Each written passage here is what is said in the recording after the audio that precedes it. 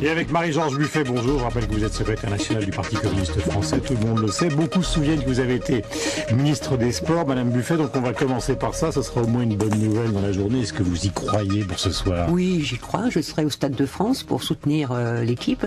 Mais je pense qu'on a la possibilité. Il ne faut pas aller sur le match nul parce que c'est comme ça qu'on se peut encaisser un but dans les dernières secondes. Il faut y aller pour marquer des buts, gagner de bonne façon. Mais semble-t-il, vous avez gardé la fibre quand même de ce ministère, le soutien des équipes. Oui, et puis surtout la défense de ce ministère qui est en train d'être cassé, puisqu'on supprime les directions départementales jeunesse et sport, on supprime beaucoup de personnel. Qui supprime? Roselyne Bachelot, Oui, les deux, le gouvernement auquel elles appartiennent toutes les deux. Et c'est un budget vraiment de misère qui a été adopté pour le sport, la jeunesse et la vie associative. Il faut savoir que les collectivités territoriales vont être maintenant à 70% les seuls financeurs du sport, des infrastructures sportives.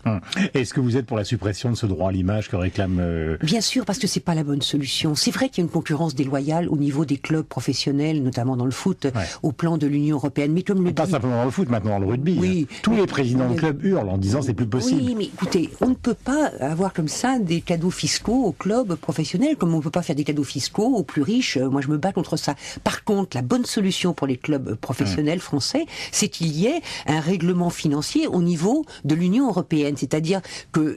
Mais personne n'en veut, madame. Si, Michel Platini a avancé déjà au niveau... Michel Platini le souhaite, mais les Anglais ne le feront jamais. Non, on commence. Il y a des mesures qui commencent à se mettre en place sous l'intitulé Fair Play financier. L'UEFA commence à avancer sur ce dossier. J'ai rencontré Michel Platini récemment et je crois qu'il y a une volonté d'avancer là-dessus. Et c'est la bonne solution. Parce que si la solution... Donc aplanir ce problème au niveau européen. Voilà, dans tous les clubs, y compris Manchester, mais Chelsea, partout. Mais c'est urgent parce qu'on sait bien que certains clubs... Il y a des risques de blanchiment d'argent. On voit bien des sommes qui arrivent de pays lointains, qui achètent des clubs. Lointains, vous connaissez. Vous pensez à Abramovich, Chelsea. Voilà, et on sait bien qu'il y a des dangers de blanchiment d'argent dans les pratiques à l'heure actuelle dans le football professionnel. Donc il faut lutter contre ça. Mais c'est surtout parce que les joueurs ne veulent pas parler d'impôts. Mais les joueurs... Pour certains, cette mesure s'adresse à un peu plus de 1000 sportifs professionnels qui sont les mieux payés. Voilà. Donc je pense qu'il fallait corriger cette mesure et trouver d'autres voies pour éviter cette concurrence déloyale. Est-ce que vous êtes, vous, Marie-Georges Buffet, qui avez été ministre des Sports, et après on passera à la politique, choquée par le fait que finalement, dans beaucoup d'équipes de France, il n'y a plus un type ou une femme d'ailleurs qui vit en France. L'équipe de France de tennis, on les voit, ils chantent la Marseillaise, mais ils habitent tous Genève. Les footballeurs, on va les voir ce soir, ils vont chanter la Marseillaise, mais il n'y en a pratiquement plus un qui habite en France. Est-ce que ça vous choque, ça? Oh non, je sais pas, moi j'ai pas cette conception du rapport à la France. Comment ça, vous n'avez pas cette conception? Non, je veux dire, on va pas avoir une vision de la vie privée de chacun et de chacune, c'est leur vie privée. Ils le font pour des raisons fiscales. Oui, mais ils le font pour des raisons fiscales, c'est pas bien, ils devraient assumer leur impôt, voilà, c'est ça. Mais c'est pas une critique contre tel ou tel individu, c'est pas une critique morale, c'est une critique politique dans le sens où on a besoin de l'impôt pour je dirais pour que les services publics, les droits des individus soient respectés, pour répondre aux besoins de la population. Donc il faut que chacun paye ses impôts. Et je suis pour un impôt progressif jusqu'au bout, c'est-à-dire je suis pour la suppression du bouclier fiscal. Alors, dernier point sur le sport, Marie-Georges Buffet, vous êtes Domenech ou anti-Domenech? Ce garçon, il a fait du mal ou du bien à l'équipe de France? Écoutez, moi je ne veux pas répondre comme si j'étais compétente sur le métier d'entraîneur. C'est pas. Vous avez une sensibilité. Mais vous aimez ça. Il a un problème. Il a un problème de communication, ça c'est clair. Et ça s'arrange pas. Et je n'ai pas l'impression que ça s'arrange, non. Donc si jamais on perd ce soir, Domenech dehors.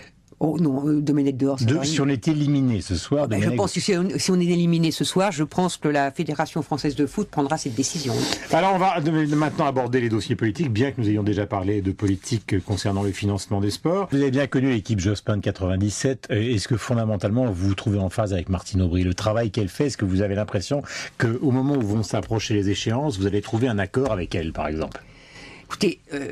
Avec Martine Aubry, il n'y a pas de problème pas de personne. Non, mais est-ce que vous avez envie? Parce que c'est aussi ça, la politique. Mais quand je dis front de gauche, je ne mets aucune frontière. Si le Parti Socialiste bouge sur ses choix politiques, si le Parti Socialiste veut venir sur ces grandes réformes, les portes sont ouvertes. Mais il faut aller vers eux. Vous dites qu'ils viennent vers nous.